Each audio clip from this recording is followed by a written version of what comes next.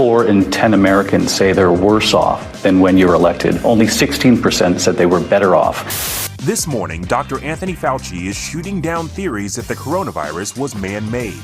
Are there any plans for the president to go? And they say there are no conversations about that. What are white people superior at? Wow, possibly the most racist video floating around the internet. Also, Joe Biden had a sit-down interview with ABC's David Muir. That didn't go well for the president at all. Will he go to Ohio? And last but not least, but we'll start this off the show, you were right about the whole lab leak thing. So was everybody, and now the federal government seems to be admitting it. All that and more coming up on this episode of Daily Caller Live. My name is Jobob. Thanks so much for tuning in. Daily Caller Live starts right now. 2, 1. Here we go. Might be the only brown guy on earth named Jobob. That is actually her name, Jobob. Live from the dingy bunker, completely cut off from the outside world, except for you fine folks. My name is Jobob. This is Daily Caller Live. Thanks so much for tuning in on today. It is Monday, February 27th, the year of our Lord 2023.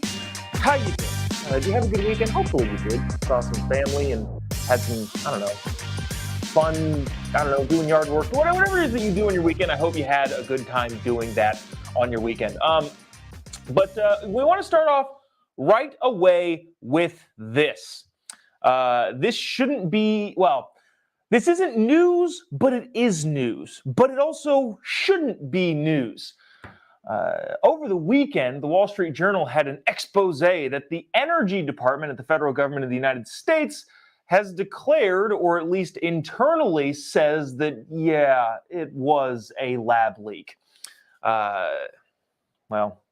There's that. Look, do you like being right about things? Do you like maybe saying I told you so to some of the people who called you a conspiracy theorist and whatever other name they call you? Well, you're going to love the next couple minutes. Because like I just said, the Wall Street Journal had a piece that said the Energy Department says that, oh yeah, the lab leak was true. Now, we've got several videos to play here of the fallout of that, including some clips from years past of one Dr. Fauci, if anybody remembers him, also former President Trump. And then we have some hilarious new clips of some of the news media poking fun at the whole lab leak theory, and also some of the news media that you may or may not really, really hate, trying to downplay it. Oh, this is, we don't know. Starts with an M, ends with an NBC.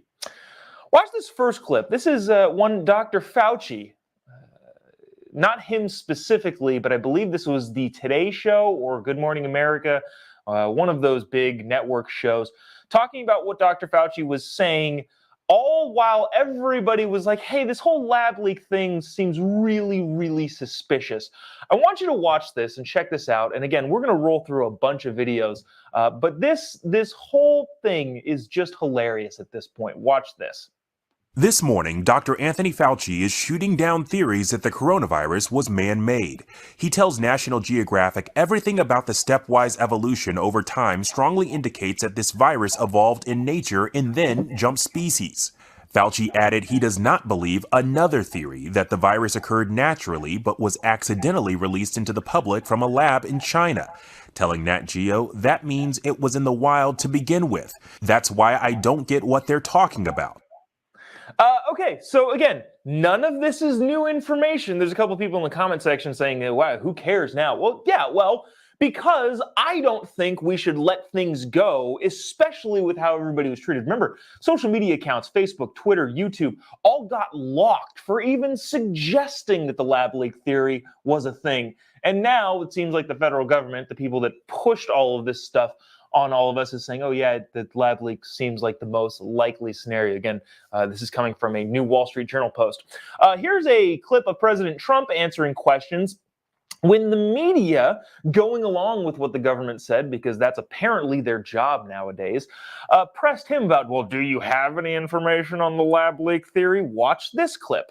And my question is, have you seen anything at this point that gives you a high degree of confidence that the Wuhan Institute of Virology was the origin of this virus? Yes, I have. Yes, I have. And I think that the World Health Organization should be ashamed of themselves, because they're like the public relations agency for China. And this country pays them almost $500 million a year, and China pays them $38 million a year. And whether it's a lot or more, it doesn't matter. It's still, they shouldn't be making excuses when people make horrible mistakes, especially mistakes that are causing hundreds of thousands of people around the world to die. Yeah, so at the time, remember, if you remember this, I certainly do, President Trump was called conspiracy theorist and xenophobe because, well, we can't call it the China virus, even though it originated in China. And like most other big pandemic viruses, that's how you name them, from where they originate. But I digress. Now on to some of the news media. Now, there's a lot of friendly coverage on this, obviously on Fox, on some of the more friendly conservative-ish outlets. CNN did a pretty good job at just reporting it, even though CNN has been complicit in all of the lies that have been going around this. But I think the most juicy and the most fun channel to watch is MSNBC. Now, probably a lot of you people are like, I hate MSNBC. Yeah, I'm not saying I agree with them, but it's hilarious to watch them twist themselves in knots trying to justify very, very poor journalistic behavior on their behalf, while also still trying to give somewhat of an accurate summary of what's happening.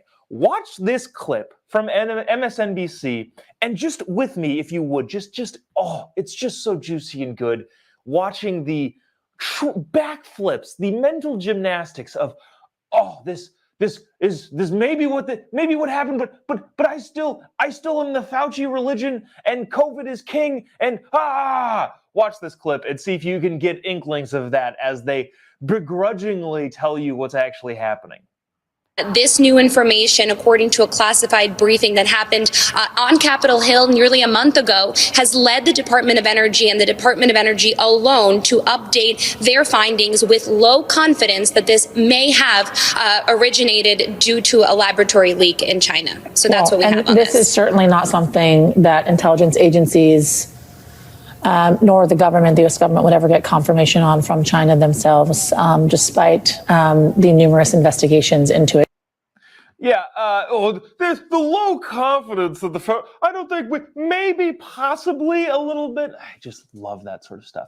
Here's something actually kind of interesting too. I'm watching in the comment section as this stuff scrolls through, and there's a lot of people saying, "Who cares? We knew we were right. Who cares? Who cares? Who cares?" Like I mentioned a little bit earlier, I care, and I think all of you and all of us should care, because what's the age-old saying? Those who do not study or react to history are doomed to repeat it.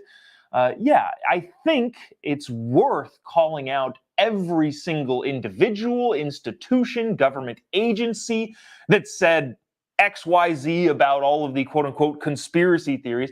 I think it's worthwhile calling them out and telling the world how wrong they were, so that they don't get to wield that power in the future. That's why I think it is important. I know people are tired of talking about COVID. Like, I fully understand that. I am too. But at the same time, in terms of the public holding the government and really all of the big institutions accountable for the things they've done in the past, unfortunately, it's a thing that we have to talk about. That's in my opinion. Yeah, I get there's a lot of people in here that are done talking about COVID, and I understand that. However, it is necessary to make sure all people are informed enough for whenever the next thing happens, we don't implicitly trust the government and all of the media outlets. Last thing is this. This is a clip from Saturday Night Live that happened on Saturday, obviously. This is Woody Harrelson doing his monologue. And okay, so just to set this up, because this is a big, long thing, and I cut out the small part of it because it's just easier to digest. He's making a joke about him sitting under a tree in Central Park and writing a movie script. And this movie script, well, he'll give you the plot. And then he says, that'll never happen. And I think it's funny because even some of your lefties, Woody Harrelson claims to be, say that, this is getting ridiculous. Watch this. Hey, so the movie goes like this. The biggest drug cartels in the world get together and buy up all the media and all the politicians and force all the people in the world to stay locked in their homes. And people can only come out if they take the cartel's drugs and keep taking them over and over. I threw the script away. I mean, who is going to believe that crazy idea? There was a lot more laughs in the audience there, which hopefully shows me that more people are on his side of that. But it is kind of funny. Now, what I'd like to see is a lot more people speaking up about stuff, especially with platforms like Woody Harrelson does. Obviously, he's not a political nerd like I am, or a lot of people are probably watching this sort of thing. But I do think it says something that hopefully some of the, I don't want to say, well, the people that are paying less attention start to wake up and go, oh, this is what's going on. Hopefully, maybe. So that's that. I want to move on to this. Joe Biden gave an interview with ABC over the weekend. David Muir, who hosts their nightly news, or that's NBC, whatever the evening news show on ABC is, David Muir hosts it. And there were some hilarious clips, and by hilarious, I mean terrible and also hilarious. Terriblarious. I don't know. Check this out. This is one of the first clips. David Muir asks, hey, people are feeling down. And he lets Biden go on. And I kind of thought this was kind of funny because you kind of get to see the internal ticker working in the president's brain. And it's interesting to watch, to say the least. But then we've got a couple other clips of David Muir pressing him, which is fascinating that they're doing from the lefty media. And I have a theory as to why they're doing that. But nevertheless, check this out and we'll discuss on the other side. So I think things are a little out of whack, and I don't blame people for being down. You know, when you had a year or 2 years of the pandemic, kids out of school, the mental health problems in the country are seriously increased, especially among young people. Some things are, for example, even feeling down about employment, they've got better jobs. They're making more money. Inflation is still higher than it should be, and everything from gasoline prices to a war going on in Ukraine. I mean, so I can't think of a time when there's been greater uncertainty. Notwithstanding the fact we created an 800,000 manufacturing job, we're better off than virtually any other major nation in the world economically. But it's understandable why people are just down. I like people seeing that sort of thing, because what he tried to make the case was, look, everything is better. People feeling down, I understand why people are feeling down, but they shouldn't, because everything is better, which is, lefty's way of trying to tell you, and I don't even want to say manifest, but trying to dictate that, yes, everything is better, even though clearly it isn't. Even if you say everything is all how it should be, we're actually doing spectacular. The American people aren't feeling that. And also, mind you, too, all of the big institutions, Hollywood media, all of that sort of stuff is on his side of this sort of stuff. And so if they can't convince the American people that, well, yeah, things are great, what does that actually tell you? Muir pressed him a little bit more on it, and it was kind of, I don't know, it's kind of interesting. I think, he gives some statistics. Watch this. Our latest ABC News poll shows 4 in 10 Americans say they're worse off than when you were elected. Only 16% said they were better off. So why is that? Why aren't Americans feeling this? Well, look, I think it goes well beyond the economy. Think about it. You make the news. I mean, you interview for the news. Can you think of anything they turn on the television and go, God, that makes me feel good? Almost anything. Everything is in the negative. I don't know. It speaks for itself, but take that with you will. I want to play this last clip because I think it's hilarious. I think the president is talking about Fox News here, but he says, well, there's some networks that just make things up, which is very, very funny, especially in light of all of the new information around the lab leak theory and how the media covered that. But watch this. We'll discuss on the other side. Everything is in the negative. We're also finding out now that one of the outlets has decided that they even put things on they know to be false in order to increase their ratings. So I think things are a little out of whack, and I don't blame people for being down. So that was the beginning of that. But one of the outlets is putting on things they know are false to increase their ratings. I think the president mistakenly was talking about all of the big major networks, most of cable news.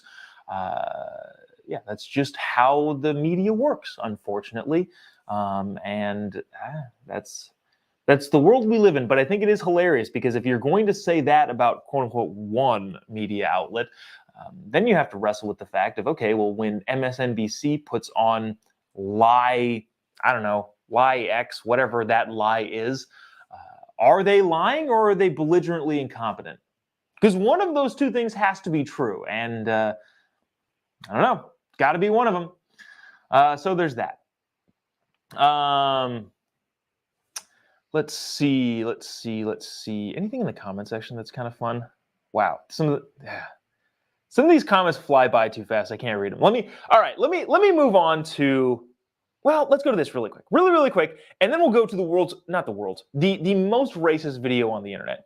So this was, I believe, Meet the Press. The NBC White House correspondent was talking about, will Biden go to Ohio? Okay, so obviously, Joe Biden has not gone to East Palestine, Ohio, where the train derailment polluted a ton of land with a huge amount of people there that get water from the river that they're talking about. But Joe Biden obviously hasn't gone, and it's been a problem. Now, the media, all of the media is saying, yeah, dude, like, when are you going to go there? And it's not like it's like that difficult of a thing to do. He went on vacation to Delaware for another 2 or 3 days this weekend. And I don't know, could have just stopped in East Palestine. Like, he's got a plane that we pay for. It's not difficult. If only, and look, this is like, I'm not the type of person that thinks that the president needs to be on the ground. Yeah, you got people. Pete Buttigieg went not saying that he did a good job, because clearly he didn't, but the bottom line is the president doesn't need to go to places. However, when the optics are this bad, as a cynical political operative, just go. At this point, you're digging yourself into a hole, which I'm not opposed to, but I just don't like the stupidity of the politics of the president not going and then pushing back. This is exactly like the border thing, right? If you just go to the stupid border, nobody will ask you when you're going to go to the border. Anyways, watch this clip from Meet the Press. I believe there are some, it's interesting. He's talking about some rumblings within the administration's thinking about the president. Check this out. But I have to tell you, privately, some allies of the president are concerned that he hasn't been there yet, and they're saying he needs to go. But I've pressed them over and over again. Are there any plans for the president to go? And they say there are no conversations about that. They reiterate what you just said. We were on the ground within 2 hours of this crisis happening. We've gotten all the resources there that are needed. And I do think big picture, there's a question. Optics are important when you're dealing with a crisis like this. There's no doubt about that. We learned that during Hurricane Katrina, for example. The question is, will this backfire on President Biden if he doesn't go? Yes, the answer is yes. If he doesn't go to East Palestine, I cut that off early. Yeah, that seems to be the case. Arthur, interesting, says, missed his chance. Yeah, that's the thing. You got to do it at the beginning. First of all, I'm irritated from a politics standpoint. As a person who enjoys the art of politics, even if I don't agree with the president on things, the political operatives in his circle need to be attuned enough to what's going on in the news and in the media to understand 2 weeks ago that, hey, this is going to be a huge story, so maybe we should crush this now before we're put in the position where, like, are you going to go? Or are you not going to go? Are you going to go? You're not going to go. On Friday, as he was leaving to Delaware, he's like, I have no plans to go, which stupid. But I think Arthur's right, and I think several of you who are saying the same sort of thing, too late, missed his chance. Yeah, I think are probably correct. Should have gone earlier, and I'm more irritated in the politics of it. There was a couple comments here. Let's see. Shoot, I lost them. I read it while it was scrolling through. Somebody was saying, like, his health is the problem. Yeah, he can't go to East Palestine because it's such a terrible problem, because FEMA or whoever is in charge of cleaning that up took too long. So now it's a huge freaking problem, and they can't risk the elderly old president going to a very, very dangerous place and just doing a political photo op, which is actually a pretty good point. There was a couple of you that made that point. I can't find it. It's gone. But yeah, that's a very good point. Will he go? Will he not go? Is it because he's old and frail and they don't trust him to be in that sort of an environment that they themselves are responsible for? So there's that. Moving on. Okay. All right. Okay. This could possibly be the most racist video on the internet. I'm going to play it, but I think I'm also going to have to stop and jump in and clarify some things, because a lot of what you're going to hear is honestly quite upsetting and just flat out wrong, but that goes without saying. I'm going to play this video and we're going to jump in where I feel like it's appropriate, but then we'll have a discussion on the other side of why this sort of stuff is terrible, regardless of who it's coming from. Again, this is more of a mainstream thing than you might think. Is this the most racist video on the internet? Check it out. What are white people superior at? What exactly are white people superior at? They're real good at violence. Violence. Genocide. It's like stealing people's lives just because they feel like it. If you are white and you know this is happening and you say nothing, then you're a killer too. What exactly are white people superior at? Insecurity. Pretending. Fear. Being fearful of nothing. Being ignorant. Blame. Letting their egos control their every move. Superior at being dicks. What exactly are white people superior at? Oppression. Gaslighting. Lack of empathy. Intellectualizing oppression. Did I say oppression? What exactly are white people superior at? Taking what's not there. Taking shit. Taking our ideas. Copycatting. Gentrification. Appropriating things that do not belong to them. Taking over other people's cultures and making you believe that they invented it. Maybe they're thinking of it as repurposing. It's like, all right. There's a little bit more of this, and we'll play it right here. You know what? We'll just go. recycle and repurpose. As my grandma would say, them white folk, they'll take it if you don't copyright it. They are very good at destruction of land, destruction of people, destruction of humanness. Republican, whether you're Democrat, whether you're conservative, like white people are really good at upholding white supremacy. How about claiming that, they are actually a whole separate race, when actually white DNA comes from the black female? So what exactly are white people superior at? Honey, lying, stealing, and cheating. Manipulation. Withholding information. Lying. Telling lies. Oh boy. If you watched that and you cringed through most of it. See, I watched it earlier and just rewatching it.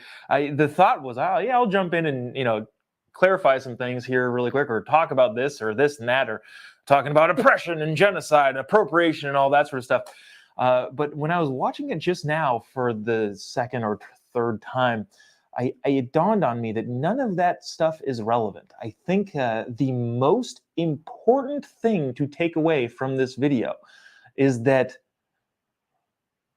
you are wrong if you are looking solely at the amount of pigment in somebody's skin. I know I sound like a broken record when it comes to this sort of stuff, but this is what it is. Regardless of your race, regardless of your age, regardless of all of the factors that you can't control, you should be judged individually on your merit and your character. To categorize an entire group of people, whether it's white people, whether it's Asians, Hispanics, black people, Pacific Islanders, to group everybody into one specific categorization, this is from a 30,000 foot level, is exactly the opposite of what the principles of this country were founded on. You want to talk about groups and segregation? This is in the modern world, this type of speech and this type of video and these types of ideas are as segregating as it gets. I don't know. At the end of the day, wow, that irritated me quite a bit. At the end of the day here, I think the ultimate feeling you should have is feeling bad for people like this, regardless of what they look like. The type of person that would group another type of people based on nothing more than looks is a sad, hurt individual. And I would hope that, I don't know, they can find some sort of foot to put into reality and understand that, again, people should be judged on an individual basis based on their character and their merit. Categorizing and grouping people in together is as racist as you get. And if you claim to be a quote unquote anti-racist, which is just a racist, well, I just said it. Man, I feel bad for these people.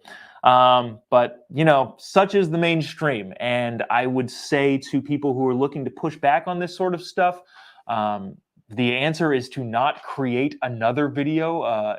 What we don't need is the Latino community saying, yeah, and you know what I hate about black people? And then the Asian community saying, yeah, you know what I hate about white people? And the white community saying, yeah, you know what I hate about Indians?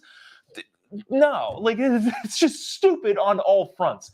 I didn't even bring up that if the shoe was on the other foot and this was white people talking about any other race, that would be a huge problem. But I feel like that goes without saying. Bottom line here is, you should feel bad for these people. If you're the praying type, go ahead and pray for their sanity. It's a tough situation to be in modern culture where this sort of stuff is widely and socially accepted. I hope we can stamp it out the only way, as Morgan Freeman said in the video we play so many times on this show, the only way you're going to get rid of any sort of racism, you just stop talking about it. Anyways, let's see. Let me see. Ooh, some of the comments are kind of interesting. Everyone needs somebody else to blame for their problems. I wish they wouldn't. I wish, I'm a big personal responsibility advocate there. That'll do it for us today. It's kind of a dreary note. Sorry about that. We'll end it there.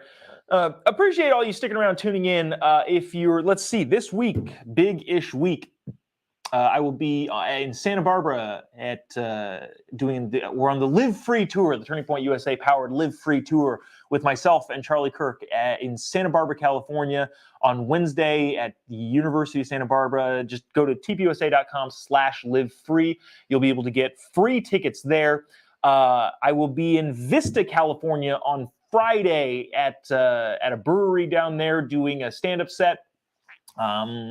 Let's see. Tickets are still available. Just go to jobob.me. You'll be able to find tickets for that show in Vista, California on Friday. If you haven't already, give me a follow on any of your social media platforms. Just type in JOBOB. Pretty much anywhere you'll be able to find me: Instagram, Facebook, YouTube, Twitter, all of those internet profiles. And let's see. Next week, Wednesday, I believe, will be in Kentucky. Thursday will be in Chicago. This is next week. Today might be the day where I put together a comprehensive calendar of all of the live event dates, again, to see if we can say hi. All right, that'll do it for us today. We'll see you tomorrow, same time, same place. God bless America.